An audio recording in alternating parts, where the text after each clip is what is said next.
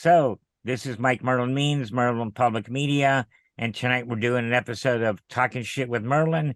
And with me tonight is Mr. Tommy Perez. How's it going, Tommy?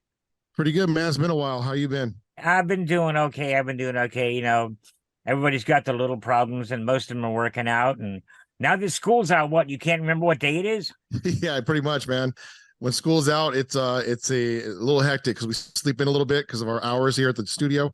Yeah, and we lose track of time. It's easy to lose track of time. that's true. But you know, like I'm up at 5 o'clock in the morning to hit the gardens and the chickens, and 7 days a week. So I don't get to change my schedule for anything. Yeah, that's a little rough, man. We try getting back on schedules, but it gets hard. We got 6 kids, and as you can see, it's kind of chaotic here sometimes. So Yeah, we just deal with it. We roll with it. Can't complain. what good As long is as it we get to where we got to get. Yep. What's new and exciting, man? I mean, school's out, but Well, just been in the studio here working on some scripts. A cool thing, my wife's been starting up her own podcast, and she's really into Willow, the guy that Warwick Davis, the guy who played Willow, the small guy. oh yeah, one of my favorite movies. Yeah, so she's been making a bunch of like fan stuff, and he's been noticing it and sharing it on his site. So we wrote his agent because we had this movie we've been working on for a while called Black Friday, and we want him to be the lead role. And his agent liked the idea, so he's looking at the script right now as we speak, and we're hoping to get him down here to film Black Friday. So our ultimate goal with that movie is we're talking with Chevy Chase, we're talking with Beverly D'Angelo, the one who played his original wife in the Griswolds. We're hoping to put them together as an older quote unquote Griswolds couple who actually are they're like the boss of Warwick. Okay, and so there's a lot to it, but we're hoping it works out. We don't know. We'll see. send me We're not like a big. big, it's not like we got millions of dollars to spend on these guys, but I we're gotcha. hoping that they hope that they love the script and they decide to to deal with what we have. So we're going to do some like fundraising for it. Some what do you call it? What's that site that you fundraise for films and stuff? GoFundMe. Yeah, one of those things, those type of things right there. Yeah. Kind of get the fans to donate money, and if they think it's worth donating to. So we'll see how it goes. Well, shoot links my way when you got them, and send me a link to your wife's podcast, and I'll put it up with the video here. For sure. She's working out the bugs too with all the audio was acting up the other day. We're using the Rodecaster Pro, and it's been working great till like last couple of weeks. We've been having sync problems and some little bit of issues, but we'll figure it out. We've been busy. I haven't worked with that. What is that? Audio, video? It's strictly audio. Strictly audio. What's nice about it's got 4 channels. Okay. Plus you can bring in live callers. Oh, nice. So we'll have to get the feedback, and then it's got a soundboard too. So like I have to hear that. Yeah. But yeah, you got like cheering and stuff like that, and you can add samples, add music if you want to like sample music and play songs during your podcast. It's all built into here. Oh, that's pretty cool.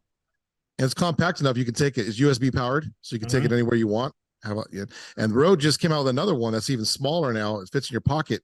So now you can have a little 2-man podcast at the park somewhere, right on the spot with your phones and your podcaster. So it's pretty cool. Rode makes some cool gear. 100%, man. It's solid. It's a solid piece of equipment.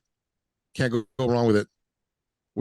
It's the user that's messing up now. So that's what I can't figure out. You know, what is that? Picnic? Problem in chair, not in computer. Right. Yeah. So how about you, man? How you been lately? Oh, yeah. Not doing a whole lot. Gardening, chickens, taking care of the house. Supposedly the 27th, I get my CPAP, and that is supposed to fix the bulk of my respiratory problems. Apparently, I'm not sleeping. I stop breathing during my sleep, and Got you. the frequency of it freaked out the tech at the sleep study up in Kingman. So is it waking you up constantly? Are you waking up like all through the? I don't wake up. I just stop breathing, and then my body says, what the fuck? And then it starts breathing again. The first hour and they're not long. The first hour I had 32. Wow. Where I just stopped breathing. And then after that, they started to get longer, and she freaked out and brought me in a CPAP and hooked me all up to that and force fed me air. And I mean, I went right to sleep, slept like a rock. So Well, how's your energy levels during the day? I mean, are you losing I energy have because of it? Or none. I have not woken up feeling rested in literally years. Apparently, this is the biggest part of the problem that I was misdiagnosed with almost 4 years ago. I remember you telling me about that. Yes, I remember reading that So, too on your. there's a little CPOD, but who my age doesn't have that? And there's some emphysema, and I smoked for too damn long.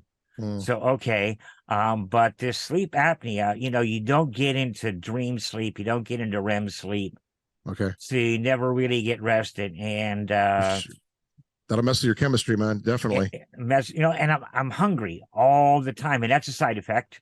I mean, I could eat 24/7, and not really feel like I've eaten. It's a weird ass thing, but I tell my runners that all the time because I was like I coach cross country and I tell them you have to get to sleep. I get runners coming Saturday morning for races, exhausted. I go, what time do you go to bed? Oh, 2 o'clock, 3 o'clock in the morning. It's like you have to get your full rest, man, to have full energy, or you're gonna wake up crummy. And that's what yeah. happens when they don't get sleep. You see it on the race course. They run like they're super tired. So important to sleep, man. I know it's not easy, but got to get that sleep. I So I don't. hope that works out for you, man. That's I can fall asleep at the drop of a hat. I just don't wake up rested. yeah. So are they saying that this is going to help fix that problem for sure, or they're gonna they don't know? Actually, yes. And I have at least a dozen friends that are on these machines, and they all of them say just it's life changing, literally. I mean, once you've had it for a couple of days, you're going to wake up rested, you're going to have energy, you're going to be able to do shit. And I'm like, okay, this is what we want. This is what we've been trying to do for 4 years. So for sure. Are you my just waiting my for them to get the machine in, or what's going on with that? apparently there's a big demand for machines, and the I can't remember the name of the company, or I'd plug them because they've been pretty cool to me. They don't have any right now in stock to rent out through my insurance. So they're getting a shipment in, and I go up to Kingman to pick mine up. I believe it's the 27th, and they have to fit it to your face. And then they have to set the flow rate, the oxygen flow rate, and that's prescribed. Okay. And then you go, and then you go. Excuse me, damn lungs. After a month, the doctor will check me out and see if I need to raise that or lower that, and then it just becomes part of your life. But the cool thing is, it's not a big machine. It will fit in a suitcase, and I can very likely, after a few months, go back home and see my friends and family back in Ohio. Nice. So that's the big thing. But other than that, I've got melons growing and a tiny bit of corn. It's an experiment, and a bunch of other stuff out there. And some What of do you those do to prevent all the what do you do to prevent all the birds from eating that stuff, man? I tried growing a garden a few years ago, man, and I could not for the life of me prevent those birds from just attacking the crap. Well, let me tell you what to do. We started out when we had when we first started putting beds out front, we were overrun by rabbits. So we fenced everything, and then what we couldn't get inside a fence, we put a chicken wire fence around it. Okay, then the birds come. And once a plant's mature, they pretty much leave that shit alone. But when it's a seedling and first growing, apparently that stuff's just yummy. There's this stuff out there called Tulle, Tulle. It's like a plastic kind of a meshy thing. It's used in bridal veils and stuff like that. Okay, but it's little tiny mesh, and and you put it over there, and their feet get caught in it, and it pisses them off, and they leave. Okay, so they don't like the feeling of it. They don't like the feeling of it, so they and it works. And on the occasionally we'll plant something, and like, okay, we'll put the tool on there tomorrow, Gotcha. and bad idea. Plant that stuff, put the tool on there right now. That sounds right. So it's Tull. Tulle, and you are a little Okay. frozen over there, my friend.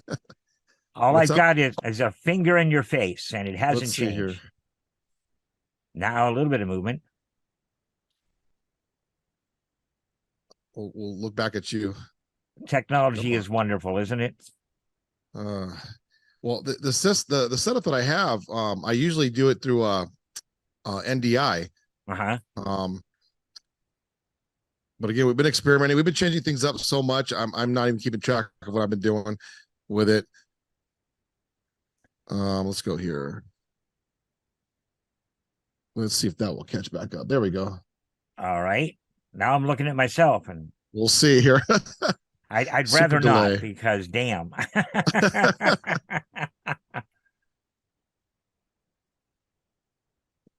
probably have too many people on the server right now. Might be. Let's just here. keep going. We'll just keep it mostly audio. It's all good. All right. Sorry about that. That's all right, man. Shit happens. I mean, just keep running with it, and everything will be fine.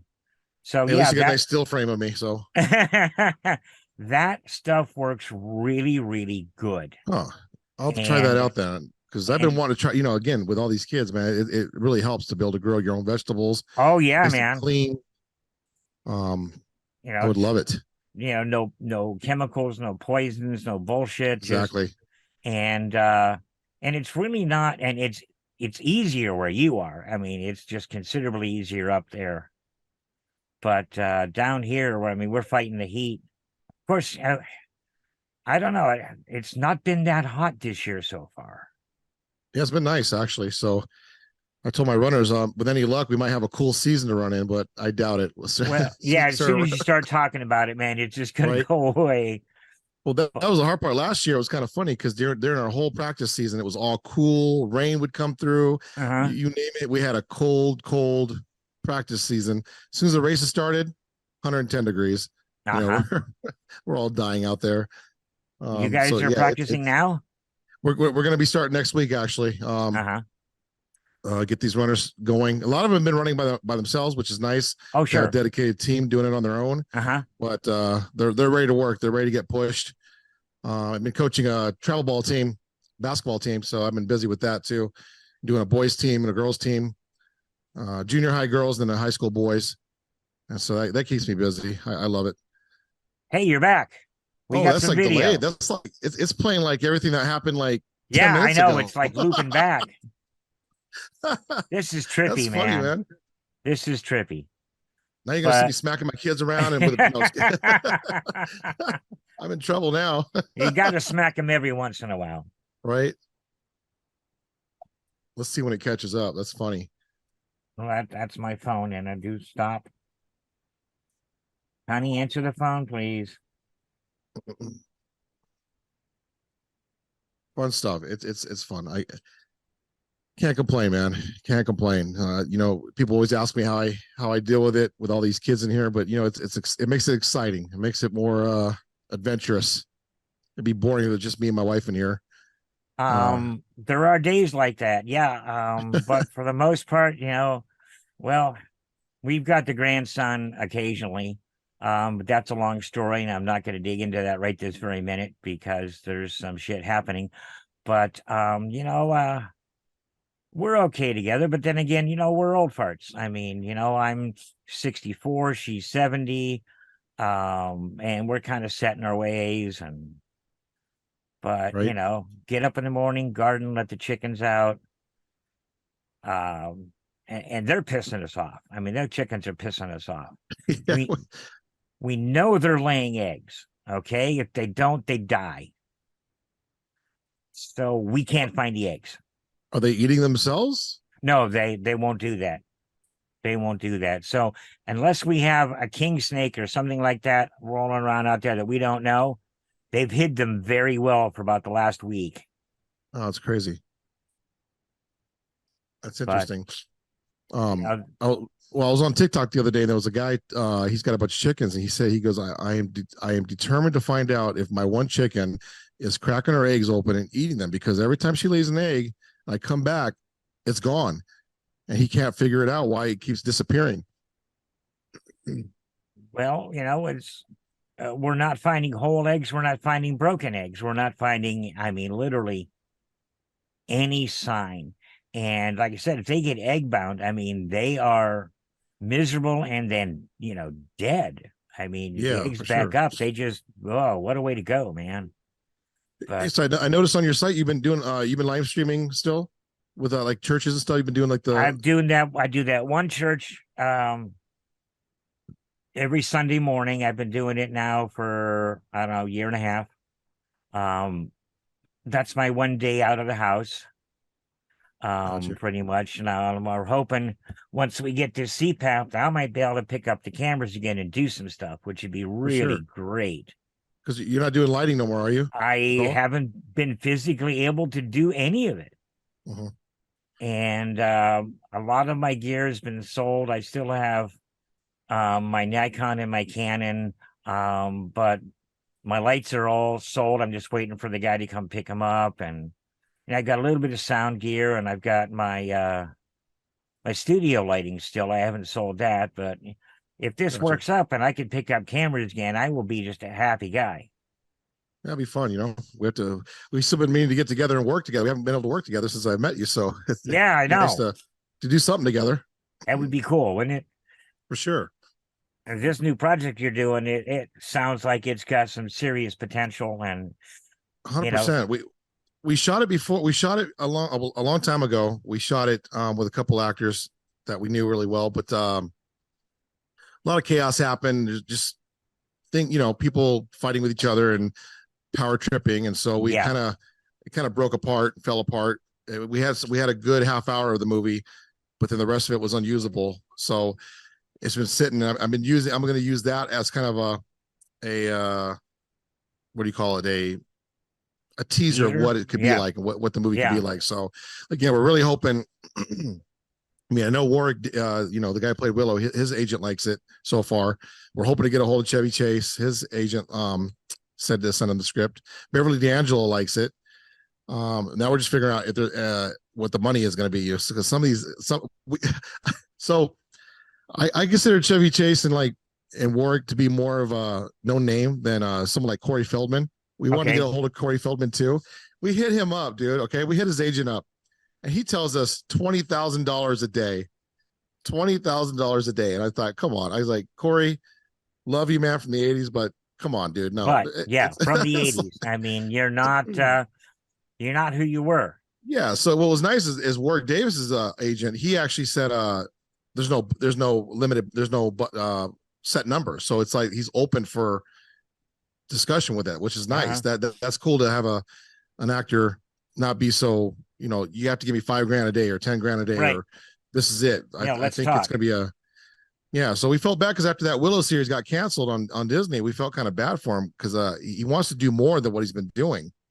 And everyone wants him to do like a Leprechaun movie again, but he's done with the Leprechaun movies. He doesn't want to do that no more. So we were hoping this role would be like a new, fresh role for him to play Yeah, that he send hasn't him played in a before. different direction, maybe get some more work. And For sure. And we don't want to be insulting because we're not a big company by any means. We haven't done multi-million-dollar projects, but we have the equipment to do high quality films. So why not give it a shot and see if he wants to jump in and do it? And so far it's looking good. So he likes they like what they're seeing. So hopefully that'll work out.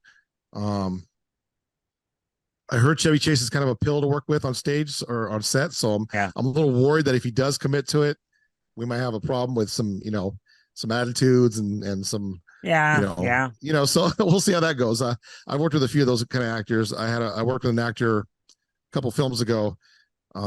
He was I call him probably maybe a C-list celebrity. He's done a lot of background work with some top-notch celebrities, but he's nothing special. And he came on the set thinking that he was like, God, like he wanted food in his hand every second. He wanted pampering and treatment. I'm like, come on, man. I go, we're not a huge production company. We're going to treat you right. but don't go around acting for, act like you're Brad Pitt, Brad Yeah, Pitt or Leonardo DiCaprio or something. Come on, like, work with us. yeah. And then we buy him food, and he wouldn't eat half of it. He'd just throw it in the refrigerator and leave it there, and it would just go cold, and he wouldn't be satisfied with it. He wanted warm. He wanted us to go get more food. So we're like, nah, I ain't dealing with this guy no more. So Do you we remember run a into that all guy the time. named John Davidson? Was an actor, singer. John Davidson. Goes back to What like band? 80s. Oh, was it what band? Or is it just? He was like a solo, It but sounds he did familiar. It sounds familiar. well. Oh, this is a number of years ago. I don't know, at least 8, 9 years ago. I was working with the Community Concert Association here in Bullhead, and they bring in smaller acts, Okay. but they brought him in, okay, and he's like straight up prima donna shit, and I'm like, this needs to be adjusted. I'm like, I'm not the sound guy, and I'm like, and finally, I'm like, look, come over here, walk over here with me, talk to me. He's like, what? I'm like, where are you? I said, you are in a high school auditorium in Bullhead City in the middle of bloody nowhere in the desert. Yeah. Act like it. Right. And Right. he's like, and he was cool from that that point forward.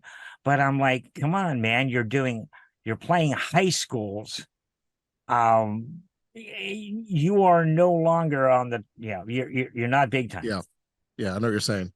It's tough to, I've seen that a lot, even with background actors, because I used to do a lot of background acting, and I was on the set of Mall Cop years ago, Mall Cop 2, and I remember because I had long hair at the time, so I had a ponytail, and so I had my ponytail set up, and I remember background actors getting mad when the makeup artist would come through and start styling the actor's hair and stuff, and some of the girls would be like, well, why aren't they doing my hair? Why aren't they styling me up? That's not fair. It's not right. And they started acting like prima donnas, and they weren't even part of this. They were just background actors. So, and once in a while they come by and like they'd fix my tail, or they, brush it out to make sure it was nice to clean. Mm-hmm. But it's funny how some people just feel entitled to be like, treat me like a star. I'm like, I know my place there. I'm like, I'm just here to be a background actor. I can act like those guys. I know I could, but that's not my place right now. I'm just a filler.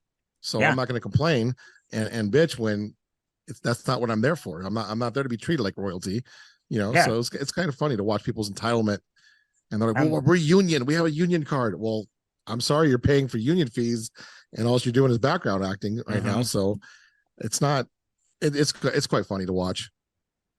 I mean, you get some real big divas, which actually helps me because I did a film years ago. It was what was it? A Brazilian film called Till Luck Do Us Part 2, and they filmed it in Vegas. And we originally weren't supposed to be in the film. We were just sitting on the set in case they needed us for background. But the two quote unquote lead backgrounds that they had with the main boss of the film, they were giving the director attitude because they were being prima donna. So the director just kicked them off set, said go. Yeah. So he started looking around. He's like, you, and he picked me and my friend. And they dressed it up like Brazilian thugs and put us in the film. It was cool because we got a lot of screen time. No talking, of course, but we had a lot of screen time following the bad guy in this film, and it was kind of cool to see. If you're patient, you just do your thing. You sit there and you just do your job. You'll get noticed. And so if we would have been acting up like that, you would have kicked us off too. But we were just patient. We sat there. I mean, we were there for hours, man, and they kept pulling us off, on. They couldn't decide whether to use us or not. But our patience paid off because, again, those guys got kicked off and we took their place, and that was a fun experience for us. Definitely one of the best sets I ever worked on too. I'm telling you, man, the foreign companies treat you like gold, no matter where you're at, whether you're a background actor, a lead actor, whatever you're doing, they treat you like gold. They feed you well. They treat you like family. I can't say too much about the American sets I've been on, man. The Mall Cop 2, we were shoved in like I want to call it almost like a little closet room, and we had to sit there until the actors were comfortable with us coming back out and acting, because apparently some of the actors didn't like that we were looking at them while they were doing their lines. So they would kick us out, let them do their lines, and then they pull us back in to do the wide shots and the tighter shots. So it's quite funny, man, how they treat us compared to like the foreign films. I've been part of, treat us like gold, man, like gold. An actor that doesn't want to be looked at is Right, one of right. the weirdest things I've ever heard. It Don't was look at funny, me, man. I'm an actor. right? And I was like, come on, you got.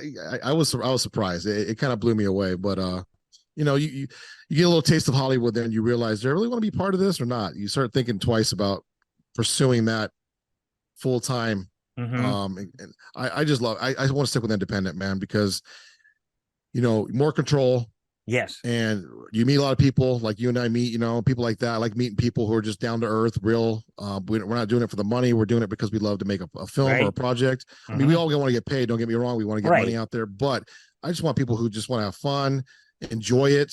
Don't run around with you know, it's my project. I'm the king. Like, take ideas from people. You know, I'm always willing to hear, hey, what's your idea?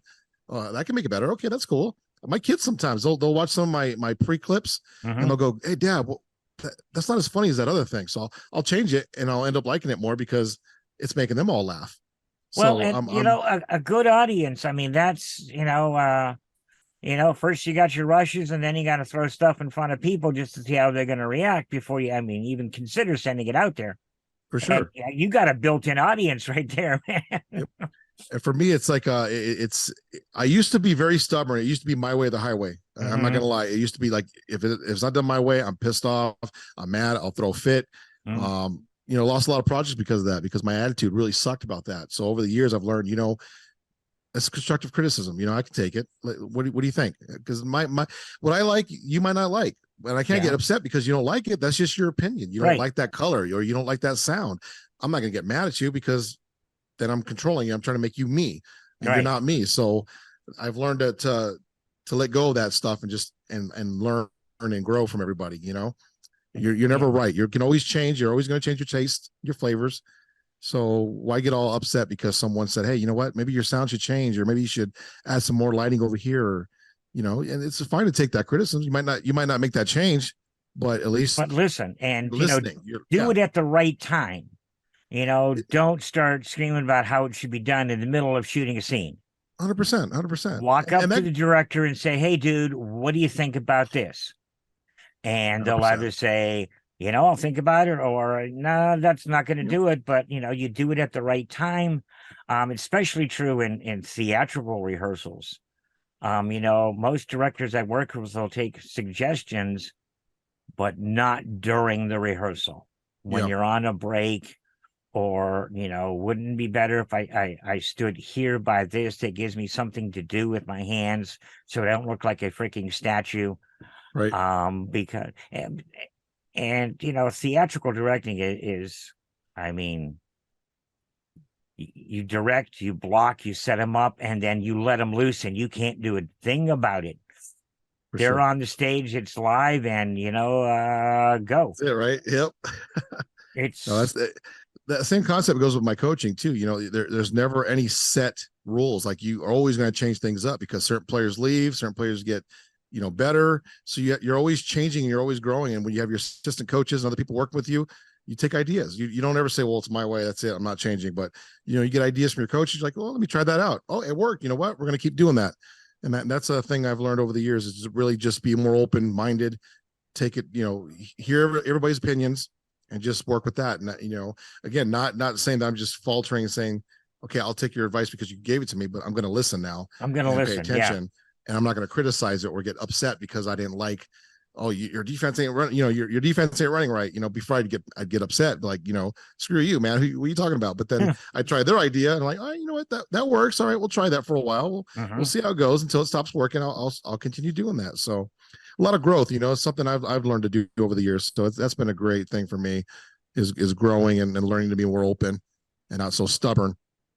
I mean, there's still a lot of stubbornness there. Don't get me wrong, but I got a bit myself. I got a bit it's and just to be a producer director, you've got to have a degree of stubbornness. 100%. And you got to have that unfaltering dedication to the project. And other people can kind of, but you got to, you got to do it. You got to be the one holding it all together, and that's I not always easy. I always say there's a difference between I just forgot what I was going to say. There's a difference between let people walk all over you and being more open to things. So that you still have to be that dominant general. You got to be that, the leader, but at the same time, you got to kind of hear what they're saying, and because you never know what you're only as good as your team. So if your team is feeling discouraged, upset, they're not liking to work with you, you're not going to get a good project. You're just not. Yeah. So you got to make sure you're treating them like gold and treating them with respect and hearing them out and make sure they know that you're hearing them, Yeah. It's being the boss is tough. For sure. So yeah, it's fun, but it's not sometimes. So again, especially with coaching, when you're head coach, man, every fault goes on your shoulders. So everything that happens, you got to kind of take it, because they're going to look at you. You lose a game, oh, the coach sucks. You win a game, greatest coach ever. Right? So it's It's you learn that it's a hit or miss no matter what. You can't please everybody no matter what. You're always going to get a parent saying, "Why didn't my kid play 5 minutes extra than that girl?" Or, it's always a battle of, sir, I played my best players, and I got your kids in as much as I could so they can learn. But it's a competitive sport, especially basketball. I laugh because it's like not everyone's going to get equal playing time. The ones who show up to practice every day, who put on all the work, who are dominating, are going to play. That's just the way it goes. It's not a recreational league. It's a competitive league. We're winning. We're competing to win. So it's tough because then you get players who are not as good, but they could be. So you're trying to balance them up with your good players. And it's a tough thing because you never want to break that person's spirit from not playing anymore because they think that you think they suck. So it's a weird balance, man. And I've been able to manage it pretty well last couple of years, but it's hard because it breaks your heart when you see a kid just really wanting to come out there and play and work, but they're not as talented yet. Right. Yeah. And so it's like, there's potential. Hold on. You're going to high school. You're going to develop more. Trust me. You're going to be okay. You got to make sure you're giving that confidence to them that you're not pulling them down and making them want to quit. Right. So that's been the hardest battle, is keeping that positive energy and making sure they realize you're going to grow as you get, you're going to get better. Trust me. If you want it, if you can taste it, if you keep working at it, yes, you will get 100%. better. Well, I always make the point. The first thing I tell the parents when they get mad, some of the parents get mad, I go, look, they made the team. The fact that they made the team said that I think they have enough talent to be on the team. So doesn't mean they're going to equal time, but they made the team. So that's the start. They made the team. So I know there's potential. It's just not happening this year. Next year, we'll see what happens. So every year you grow. I had a girl last year who couldn't dribble worth a dang. Couldn't dribble the ball to save her life. This year, she was a dominant player. She could dribble up down that court like it was nothing. So she worked hard during the offseason, came back, showed me what was up. So I was like, hey, she's playing now. She's been showing me that she made growth, And even now, I got some of these girls from my junior high team playing on my travel ball team that I was like, wait a minute, why weren't you playing like this during the season? Like, where did this come from? So I'm kind of amazed now. I'm going, wait a minute, okay. I go, okay, this is good. I like what I see. It's obvious you've been working behind the scenes and you've been working with your parents or whoever, because you see a huge change and you're like, all right, I like this. It makes you proud, that, hey, they kept working. So this is cool. So it's fun to be able to work. Basically, my whole 8th grade team is on my travel team, which is cool. So we're playing together again. What grades do you normally coach? So I go all the way from high school to junior high. So basketball, I coach at the junior high school, and then I coach track and field, and I cross country at the high school, basketball and track at the junior high. But this year I'm moving over to the high school for track, so I'll just be doing basketball at the junior high and doing cross country and track over at the high school. A lot of my runners kept asking me, "Hey, coach, we want you here, man. We need you to push us. We don't like these workouts, yada yada." So I'm like, all right, you know what? I'll come over this year. You can't say no when they're asking you politely, coach, please, we want you to push us harder. So I'm like, all right, well, I'll show up this year. And my long-term goal is to coach basketball at the high school. So I'm hoping I get to move up there eventually, but I like both sides. I like the junior high level. I like the family atmosphere, but at the same time, I'm very competitive, man. So you can only push them so hard and so far. I want to go to that next level where I can really see how well I can do with the older kids. So are you waving? Yeah. 15 minutes of fame. That's my youngest daughter, Kalina. Hi, Kalina. She acts shy, but once she gets to know you, she'll harass you all day. That sounds like a young girl. Yep. It's a cool deal. So what do you have anything up and coming for you? That's I projects or anything like that? I've got one that I was starting to work through. I had gotten permission from the music publishing company to do a video of a song. Um, I was actually ready to cast and shoot, and then all of this stuff hit the fan, and it's one of those. And I will get back to it if I can raise a few bucks. And I don't need a lot for this one. Once I'm feeling better, once I've got that CPAP, and everyone that watches it is going to say, "Yeah, that's Mike." And yeah, he would do this because Gotcha. it's a very particular kind of weird. Okay. Um, it's like I said, it's based on a song. The publishing company is like, "Really, you want to do this?" I'm like, "Yeah, I want to do this."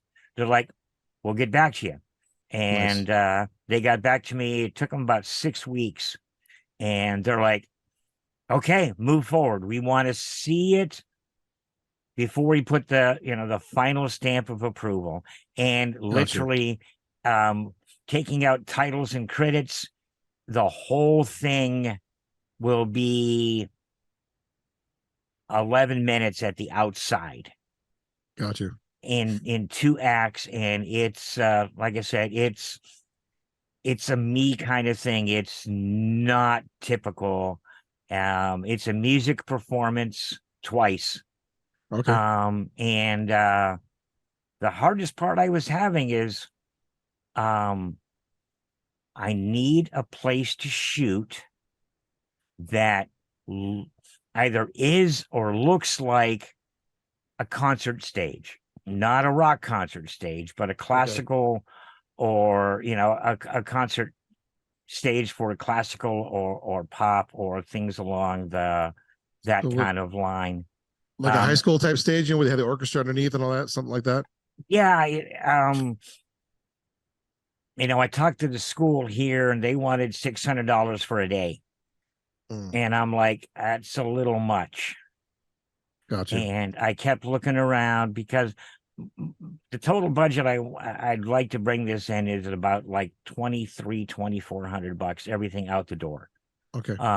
It's not high tech, it's not um heavy editing, it's not heavy special effects, but it will mess with your head big time. Gotcha. And if I get back and and I can work, then I will do that. But Gotcha. $600 for a day for a location, and you can't run and gun on a stage. You just For can't. sure. For sure.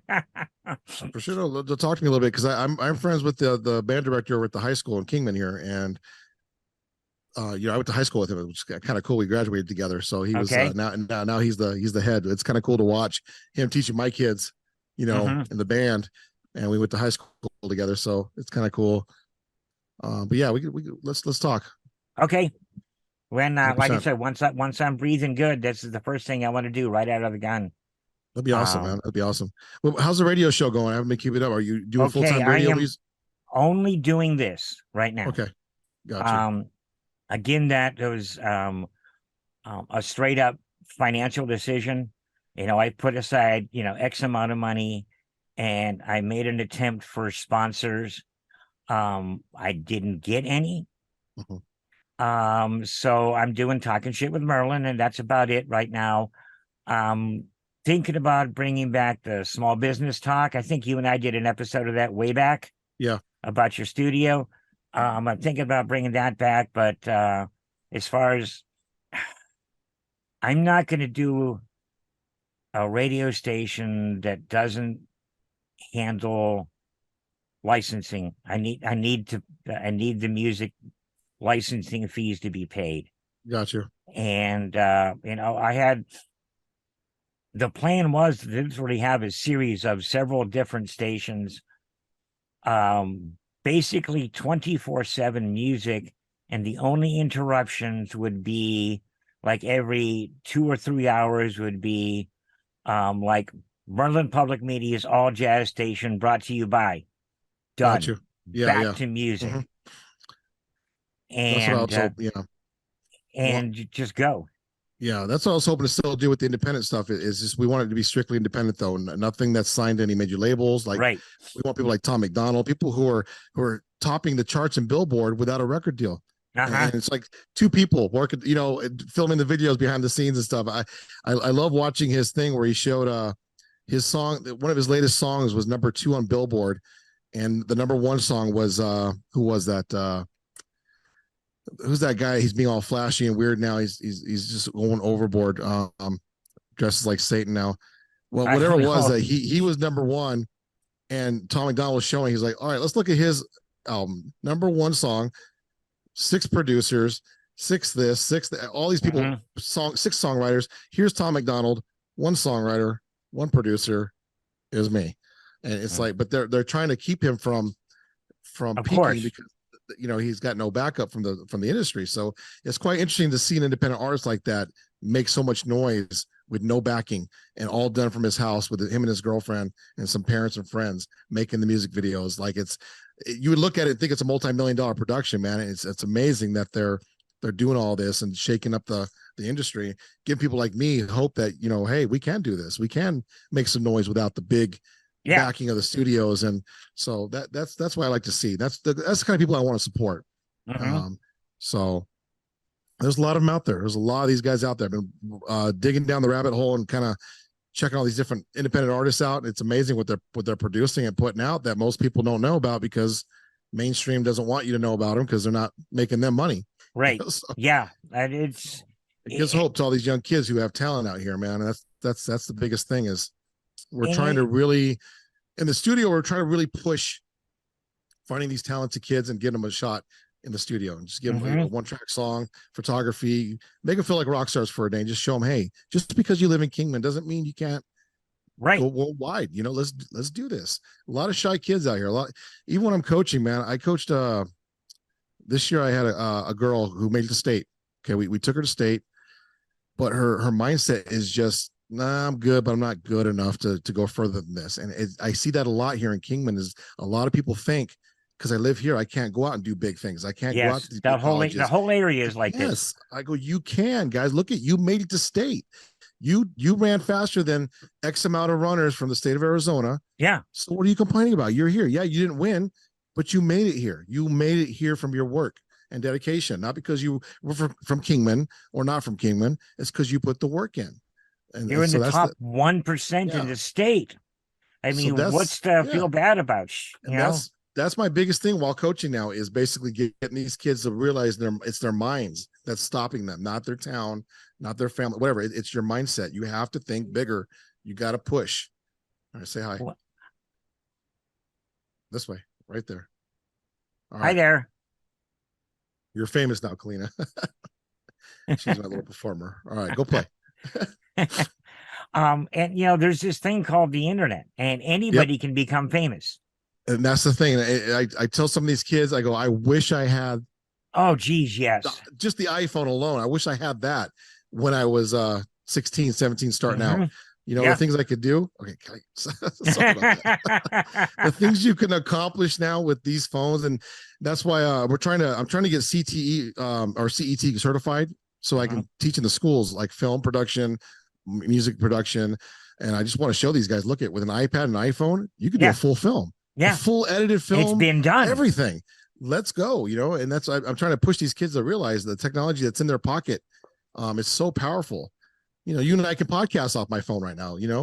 It's there's nothing holding us back but us, and that's the thing. So, and then in my business in lighting, when we went from a minimum 500-watt incandescent lamp baking the shit out of you to an LED light that could do 3.3 million colors in the same light.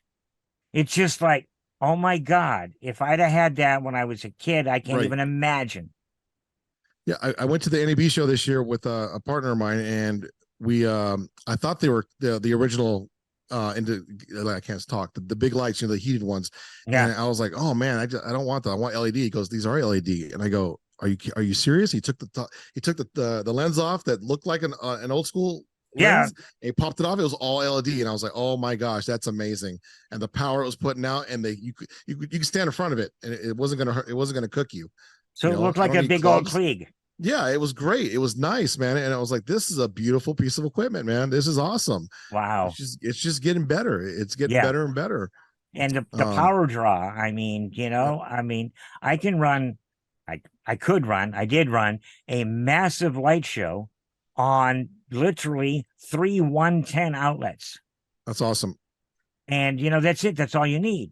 You don't, this isn't full scale rock concert lighting, but nonetheless, it was big enough. I Yep, mean, and, every church in America now has a lighting guy, a sound guy, and a video yep, guy. And it's, it's transformed everything. for sure. No, again, the equipment's like it's getting easier and easier. I mean, look at Photoshop. I don't Yeah. even call myself a photographer anymore. I don't even bother explaining that. I just say I'm a media guy. I do content because the AI stuff is getting so good. It's amazing me, man. It's the other day I was like, because our new training for cross country this year is going to be the Athens Spartan type training. We're gonna have a bulldog with a Athens helmet on. So I went to AI. I said, "Hey, make me a bulldog with the Athens Spartan uniform on," and it generated all these bulldogs I with saw armor. them. You shared them. Yeah, it amazed me, man. I was like, "Holy crap, this is amazing!" Um, the fill now in Photoshop, you just tell it, "I want a lake back here in my picture." Boom, it's there. You know, so it's not even about what do you call it? It's not even about being talented necessarily. It's about just going out there now creating. There's no excuse. There's no excuse why you can't create a photo, why you can't create a video, why you can't create a podcast, animation, games, you name it. You want to do something with the tech, it's there. It's in your pocket now. You Yeah. have DMX lighting now that you can run with your iPhone. You hook Yep. it up real quick. Yep. iPhone controls the whole thing. Yep. So it's I don't want to say it's killing jobs because you still have to have a technical aspect of how things work and how things go put together, but it's becoming so easy now that I don't want to hear excuse that you can't do this because of whatever. You have an iPhone, you can do anything you want, film, music, even animation now on the iPad. I got an iPad mini. There's an animation software on there. Blew my mind away. The things you can create now. Shoot, Canva. You go on canva.com. You can create all kinds of explainer videos, intros. Yep. It's there. I mean, there's no, you don't need a lot of knowledge now to get this stuff done. So stop making excuses and go create, man. Go create.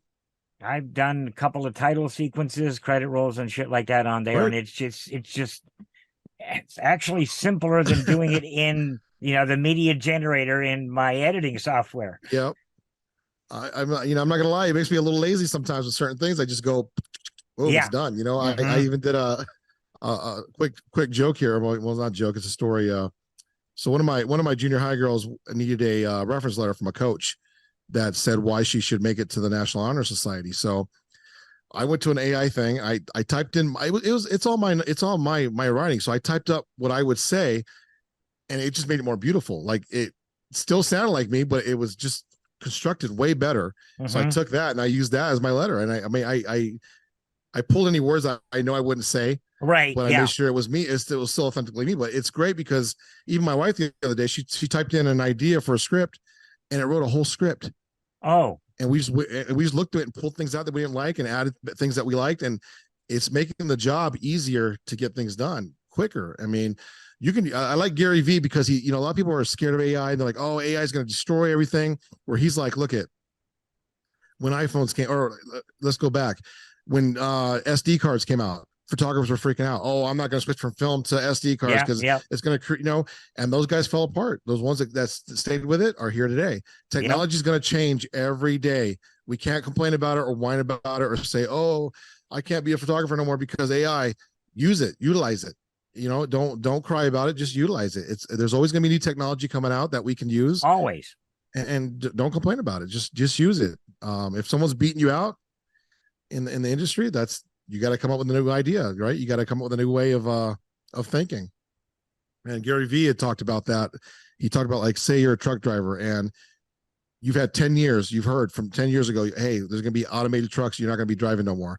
So 10 years, if you haven't found a new path or haven't done anything to Right. grow, You got nobody you to can't blame but complain when yourself. 10 years, when 10 years hits and you're jobless, that's not their fault. They told you 10 years ago it was happening. Be ready for it, you know? I mean, let's look at fast food, man. There's places now that's all automated. It's all robotic. Yeah. So I'm not going to complain. It's here to stay. We can't get rid of it. It's not going to go anywhere. So we either take it or sit in the corner and mope and just die off, you know? So Yeah. that's Yeah. my biggest thing. There's things I don't want AI doing. 100%. Any type of military, how do I want to say, self-actuated attack. Yeah, I got what you're saying. Planning an attack, strategizing, we do this, they do that type of, okay, fine, great. But a drone that can attack on its own with no human input is not good. Let me tell you, dude. And so, I did a couple jobs with a Canadian-based company and a company called EOS. They make military weapons they subcontract for the military. And they hired us to go out there and film all their equipment, doing their thing and doing stuff. And I'm telling you, man, some of the technology I've seen, it's scary because, like you said, automated stuff. They had, so I can talk about a little bit of this because my NDA only says I can't show the video. Okay. They had this machine that sits on top of a mountain somewhere, wherever it's at. It sits on a mountain, and then wherever you're at, the miles down the road, you can have a crew in a tank. It's got missiles, machine guns, a cannon on top of it. This machine can sense a drone miles down the world. I mean, you're talking about on camera, it looks like a little dot. Okay. And this thing catches it. It sends an information to the tank, and the tank automatically weapons load or focus on it. Now it's up to the man to pull the trigger to shoot it if they think it's an enemy. So this thing was so pinpoint, man. They had a little drone fly in, and the machine's like, tank's like, all guns are just focused on it. And so then they went to a firing mode. They fired it. That thing didn't stand a chance, man. That's all you hear was bzz, and it shot like 1,000 bullets through this thing. And afterwards, we took pictures of the actual drone. There's bullet holes all through the poor thing. And so yeah, it's crazy, man. And that's technology they were selling overseas. That's technology going to companies overseas. I'm like, oh, that's kind of scary, man. You think about the stuff they're developing. It's not even for us. It's for other people. The highest bidder, basically. If you got money. Yep. You got money, you can buy it. Doesn't matter if you're a government or a small business or whatever. If you got the money, you can get it. The company we work with in Canada, they had this special tank they were building for this country they wanted to sell it to. And they actually had the name of the country on the vehicle painted all nice and pretty. They made us do some custom pictures for them to make it look prettier. Yeah, they really wanted to sell that tank, and it's scary who they're giving it to, man. I'd like to say more about it, but I can't. No, I know you can't. And I get I'm sitting there going, are you sure you want to sell it to these guys? I'm not sure, dude. Like it makes you kind of think twice, like how much of our equipment's going to other countries that can be used against us later on if something happens. It's scary. I mean, I've seen some nasty equipment, dude, that can really hurt you and they don't even need to be in the vehicle. You know what I mean? It's all automated. It's all, like you said, it's all AI based. It's all computer based, man. Oh yeah. Well, and I'm kind of okay with most of it. Like you said, if a human being pushes the final trigger, I got at that point in time, okay, fine. But if it makes its own decision and it's wrong, who do you blame? Yep, that's scary. That's the scary part right there. Yeah. That's definitely something I don't want to see going. I mean, I see it happening down the road. It's going to. But I don't want it to, but it's going to. It's scary stuff, man. These people don't watch they don't watch enough movies, I guess, to realize what they're trying to do. So yeah, John Connor shaking his head somewhere. Right. It's coming truth now. So, yeah, it bothered me for a while there because, again, as a photographer, when I first opened my studio up, there was only a few photographers here in town. And then now it's like everyone's a photographer. Everybody you meet, I'm a photographer. So you get to the point where you don't even call yourself a photographer. Again, you just call yourself a creator because it's been so washed down that you used to want to compete with the prices, but now you're like, you know what? If you want to pay $50 for this, go down there and do it. You want to pay, you want the higher quality, you're going to pay me X amount of dollars. I'm not Right. changing my prices. I'm not changing my ways. Here's my stuff. You don't like it. It's just, it is what it is, you know, and Yeah. it's getting tougher because of that. But the ones who truly care about the higher quality will pay Yes. the money to get the higher quality. So, and it happens with film. You know, these cameras are getting smarter and getting better and getting easier to get access to. So everyone's a filmmaker now, which is fine. You know, I like the fact that everyone can be a filmmaker, but then it starts saturating the. If you go to Amazon Prime, just go on Amazon Prime and download some of these independent films, man. And you look at it, you're like, are you sure you're really trying your best, man? Or Yeah. you just slapping something together and hoping for the best? Because I've seen some stuff that you're questioning, like, wow, that had a $50,000 budget, and it looks like something my kids shot in the backyard, you know. So I'm not trying to cut them down, because at least they're getting they're getting their projects out there, but it's really oversaturating the market. I feel that it's killing, because now you're watching 10 independent films that look like crap. Now you're not going to watch that 11th one, which is one of ours that might have been a great one, Right. but you're not going to see it because you're already you know You're what, it's going to look burnt like the out, other man. ones. Yeah. Yeah, that's the tough part. Is it's getting noticed now is harder, I think, than it was years ago when not everybody had access to the equipment. So, but still, I'm not, you know, I can complain all I want, but it's one of those things you just got to take it and just keep doing your work and hope for the best. It's where it's going, and yeah, you know, hope the quality shows, you know. And you know, maybe they do a couple really crappy 50K independent shorts that they'll, you know, learn, and then maybe the next one is like exactly. And that's the key. Is every project should be getting better. You should be getting better at your art. You know, it shouldn't you shouldn't be 10 films in and it looks exactly like your first one. Yes. So that's the key, is making sure that you're learning from your mistakes and you just try to make the best you can out of it. So, but you know, it's a crazy industry. You'd be surprised what some of these fans love. Like, some of these fans will love the crappiest thing you put together. You know, we did a film called The Pandering, and it wasn't filmed perfect. It's pretty good, but a lot of people in Europe love it. Like, my wife's been talking to these guys overseas, and they love it. They love it to death. But it's funny, they will find every little thing that was wrong. Like, hey, he had blood on his cheek right here, but in this scene, he didn't have any blood on his cheek. And the mask had a crack right there, but 10 scenes down, the crack was not there, or it was larger. Or how did the guy get in the house without making noise? How the girls not notice him? They will break it down to like the T of how they didn't hear his footsteps. How do they hear this?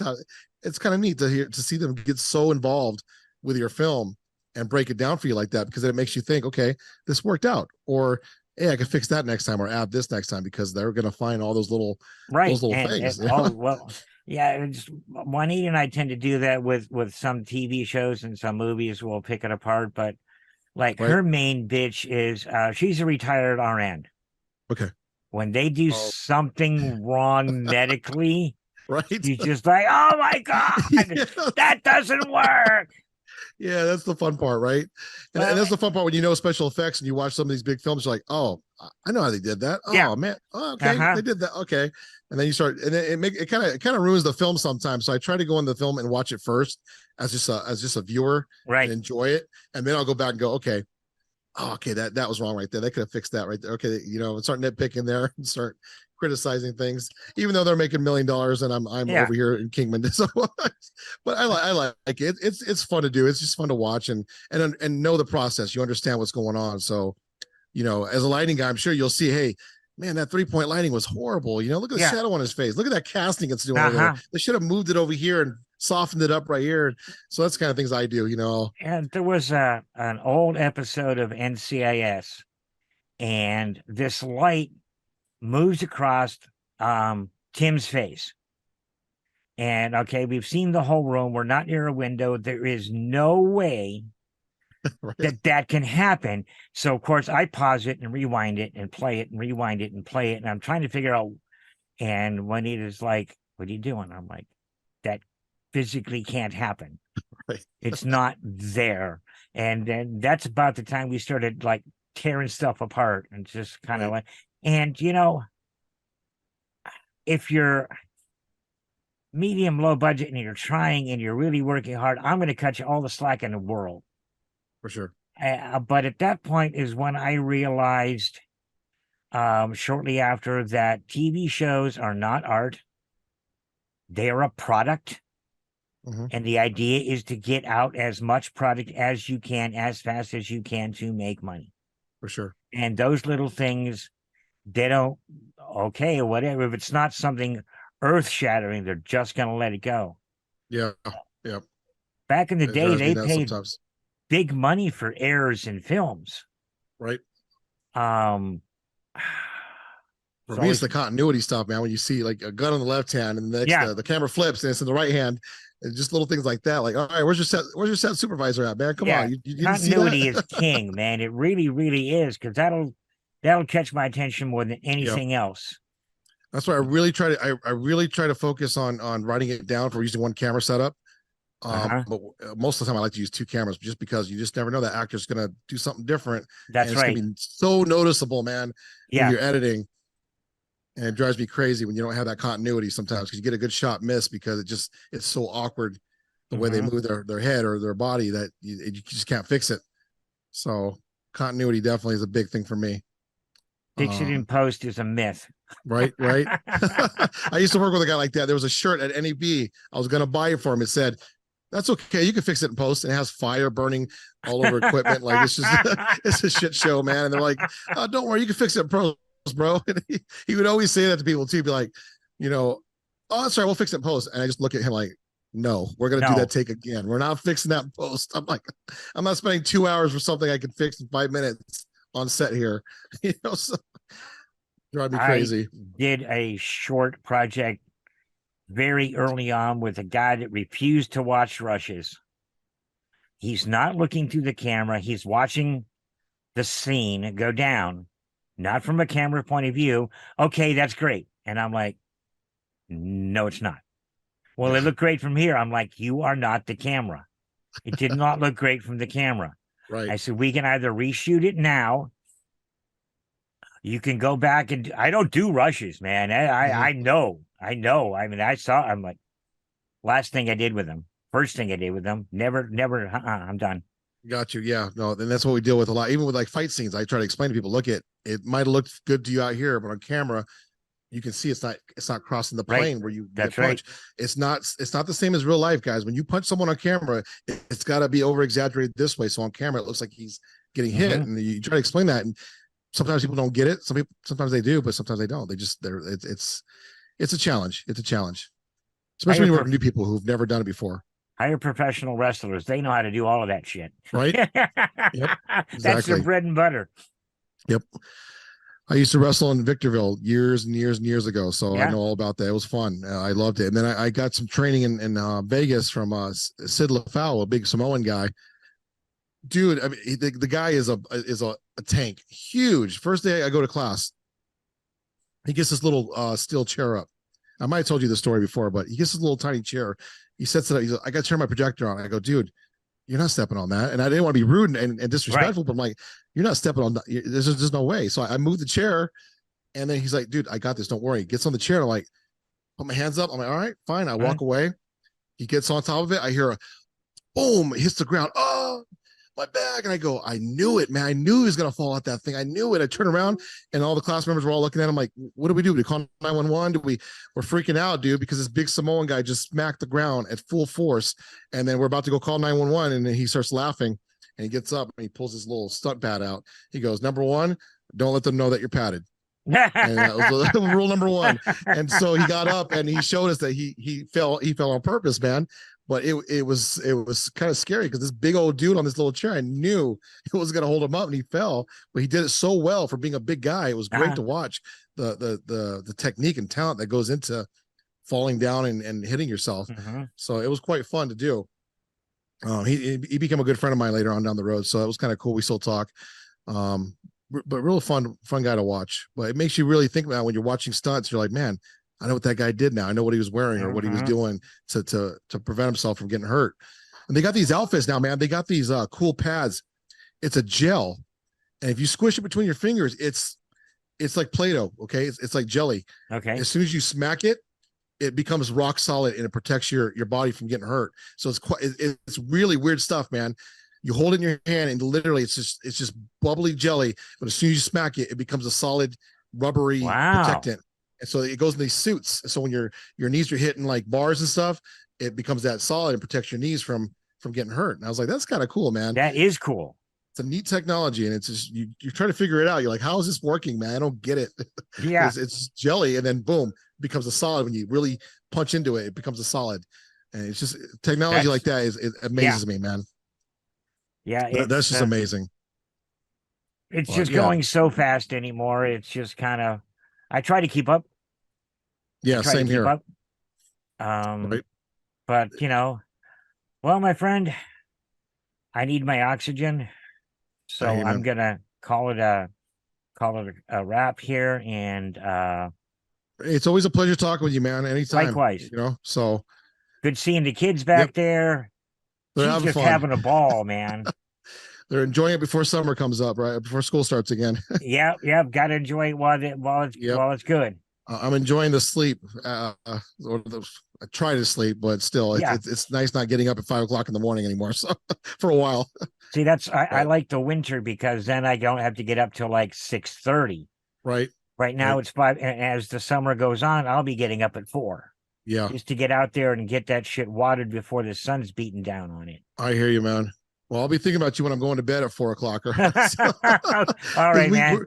So, all right, man. Good talking to you again. And anytime you need something, just let me know. We'll talk. All right, again. man. Keep in touch. All right. Have a good night. All right. You too. Bye-bye.